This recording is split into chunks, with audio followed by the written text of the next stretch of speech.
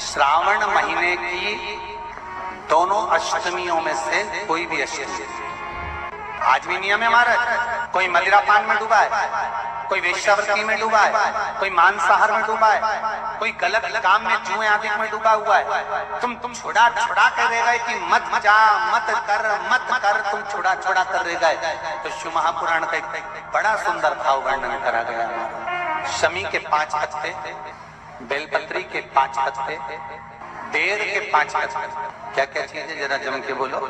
शमी के 5 पत्ते, बेर के 5 पत्ते और बेलपत्री के 5 पत्ते। महाराज, श्रावण महीने की दोनों अष्टमियों में से कोई भी अष्टमी, ये भी जरूरी नहीं है कि सोमवार की ही अष्टमी थी। श्रावण महीने की दोनों अष्टमियों में से कोई भी अष्टमी को बेर के पत्ते पर लाल चंदन, बेलपत्री के पत्ते पर पीला चंदन, शमी के पत्र पर केवल कोई चंदन लगाने की जरूरत नहीं, सादा केवल एकदम कुछ भी उसमें लगाकर नहीं, सिंपल। पहले लाल चंदन वाले पत्ते, फिर बेलपत्री के पत्ते, फिर शमी के पत्ते शिवलिंग के ऊपर समर्पित कर उसको उठाकर वापस लाकर बेलपत्री के पेड़ के नीचे ही 1 लोटा जल समर्पित कर पहले पत्ते चढ़ा देंगे, फिर लोटा भर जल समर्पित कर देंगे। उसी चढ़े हुए पत्तों में से 5 बेलपत्र को लेकर अपने घर जा रहे हैं और अवधूतेश्वर महादेव, कौन से महादेव? अवधूतेश्वर महादेव। ये अवधूतेश्वर महादेव कौन से हैं? आपको कथा में कई बार वर्णन करा गया है। शंकर भगवान को क्रोध आया, ब्रह्मा जी ने क्रोध को लिया, समुद्र में डाला। उस रूप को क्रोध का एक रूप था, क्योंकि जो मदिरा पान करने वाले होते हैं, व्यसन करने वाले होते हैं, गलत काम करने वाले होते हैं, इनको सुधार करे जाओ। जितना तुम समझाओगे ये उतना आग बबूला होंगे। तुम बच्चों से कहोगे गलत लड़के के साथ रह रहा मत रहे, तो और ज्यादा क्रोध करेगा, और चिड़चिड़ करेगा, और अपशब्द कहेगा। तो ये क्रोध को संयमित कर। अवधूतेश्वर महादेव का स्मरण कर 5 पत्तों को लेकर आइए।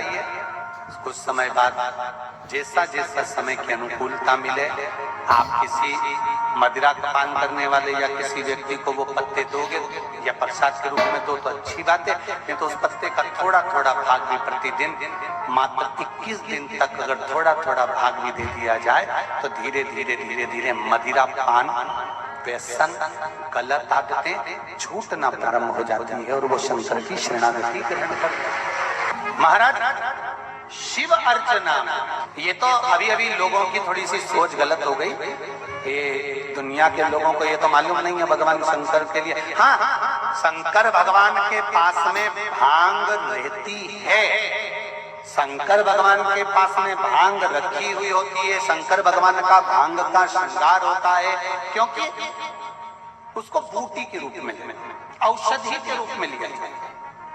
पर कोई कहे कि शंकर भगवान भांग का नशा करते हैं, तो ये संसार के लोगों को समझा देना कि शिव भांग का नशा,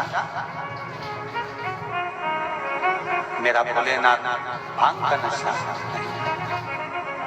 जब सावन के महीने की अष्टमी तिथि पड़े, चाहे वो उजाले की पड़े चाहे अंधेरे की, अष्टमी तिथि पड़े, शाम के समय 2 दीपक, एक लंबी बत्ती का, एक गोल बत्ती का, शिव के मंदिर में अपनी कामना कर जो बच्चों को अच्छी नौकरी चाहिए या कोई बीमारी का हल चाहिए या धन की कमी है या कोई समस्या है, एक लंबी बत्ती। लंबी बत्ती किसके लिए? जम के बोलो, देवी के लिए।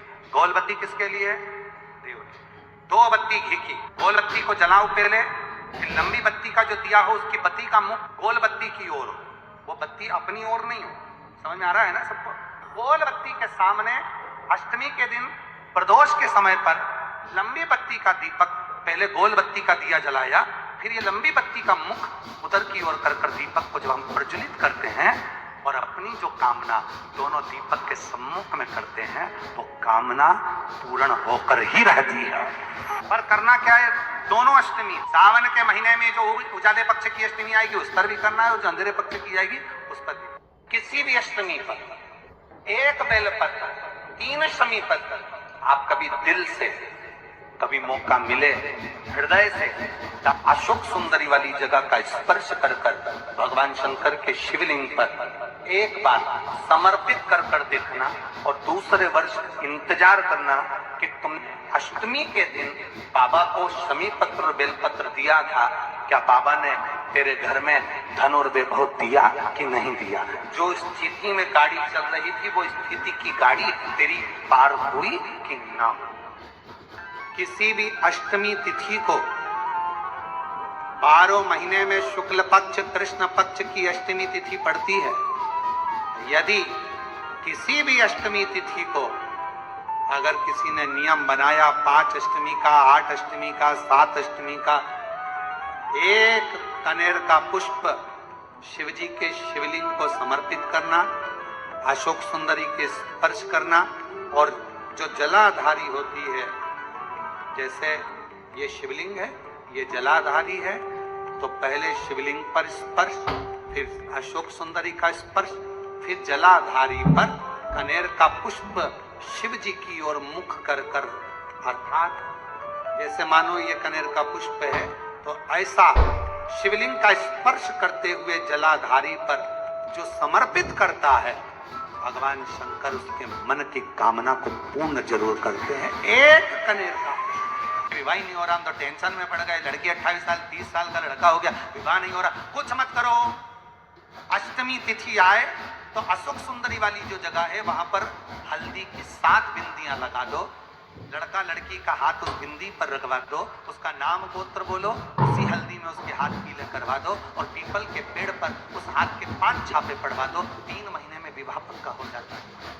और कोई माताएं कह देती हैं, कोई बच्चा कह देता है, मम्मी मुझे याद नहीं होता, याद करता हूँ परीक्षा हॉल में जाकर भूल जाता हूँ, मैं कुछ पढ़ता हूँ बाद में जाके भूल जाता हूँ, स्मरण में नहीं रहता। तो उनसे भी निवेदन है, आप माँ नील पाठ नहीं पढ़ सकते, स्तोत्र नहीं कर सकते, संस्कृत में नहीं पढ़ सकते, तो माँ नील सरस्वती के नाम से अष्टमी, नवमी और चतुर्दशी के दिन एक शंख पुष्प को, नीला कलर का जो फूल होता है, बेल में लगा होता है, जो शिव जी को अति प्रिय होता है, उस पुष्प को आप जलाधारी पर रख दीजिए। जलाधारी जानते हो ना सब लोग, शिवलिंग पर नहीं, जलाधारी पर रख दीजिए और जल चढ़ाना 7 बार प्रारंभ करिए। बाबा देव अधिदेव महादेव आपको याददाश्तता में प्रवर करेगा। परीक्षा हॉल में जितना तुम याद कर गए हो, अच्छी मेहनत कर गए हो, तो भूलोगे नहीं, तुम्हारी बुद्धि तीव्र होती चली प्रबल। संपूर्ण भारत के जितने भी विश्व के माताएं कथाएं सुन रही होंगी, उसको फायदा है। थोड़ा हमारा बोलना उत्तम नहीं है व्यासपीठ से, पर उसका लाभ प्रत्येक नारी को मिल सकता है, प्रत्येक बेटी को मिल सकता है। माँ पार्वती जी के हाथ में, दुर्गा जी के हाथ में जो चक्र है, उसका नाम क्या है? जम के बोलो, मृत्यु मंच।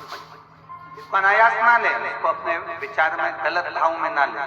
नारी का जो रजस्वला धर्म होता है, रजो धर्म होता है, नारी जो 7 दिन 5 दिन कार्य नहीं करती, रजो धर्म का जो उसका समय होता है, रजस्वला समय होता है, उस रजस्वला समय में कभी नारी के कोई प्रॉब्लम आ जाती है, कोई प्रॉब्लम आ जाती है, कोई परेशानी आ जाती है, कभी गर्भाशय में गांठ पड़ जाती है, कभी उसका रजो धर्म नहीं आ पाता, कभी रजो धर्म आता है तो निरंतर आता है। तो उस समय पर एक कूलर का फूल, एक घंटी वाला जो देवी जी को फूल चढ़ता है, जायसोन का बोलते हो, कूलर का बोलते हो, जिसका भी आप फूल बोलते हो, पुष्प लाल कलर का होता है, उसमें घंटी जैसा होता है, उसमें छोटे छोटे दाने से निकले होते। केवल एक पुष्प माँ भवानी को, जिस स्थान पर भगवान शंकर का शिवलिंग रखा हुआ है, ये जलाधारी जो है माता पार्वती जी का हस्त कमल है, किसी भी स्थान पर बैठकर एक पुष्प समर्पित कर